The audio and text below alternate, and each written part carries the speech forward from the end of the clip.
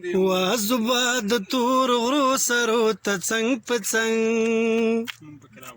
زوبه د تور غرو سرو ته څنګ په څنګ ستوري ګورګورې دي نیمې د تا نیمې زما ستوري ګورې دي نیمې داستا نیمې زما زوبه د تور غرو سرو ته څنګ په څنګ ستوري ګورګورې دي نیمې داستا نیمې زما ستوري ګورګورې دي نیمې داستا نیمې زما او خدایه ګورګورې تورې مکې ستوري ګورګورې دي نیمې داستا نیمې زما او خدایه ګورګورې تورې مکې ستوري ګورګورې دي نیمې داستا نیمې زما جنکې سرې شونډې ورځي تورې راځي نه ستوري ګورګورې دي نیمې دتا نیمې زما ستوري ګورګورې دي نیمې داستا نیمې زما قدرمنو لیدونکو دا د مامن درې سیمه ده کومه چې د سپین غر ولسوالۍ مربوط ده موږ سره خواږه ملګري صفت الله او همدا ډول عابد خان نصیر او حشمت الله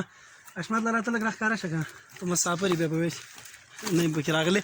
نو دا ملګري ټول موږ سره په چکر راغلي دي او د مامن غرو ته ختلي وو دا سدخیل دي دلته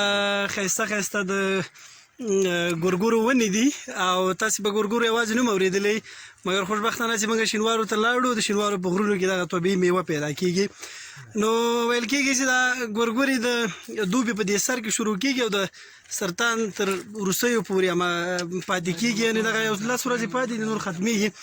او دا د خدای فرزونه ده چې دا یوه داسې میوه ده چې نه اوبو ته ضرورت لري نه ساتنې ده بس په غرونو کې داسې طبیعي کېږي او دا ښه دی چې موږ او تاسې وخوړه نو که تاسې هم دغه میوې خوړلو ته زړه کېږي نو بس موږ سره په تماس کې شئ او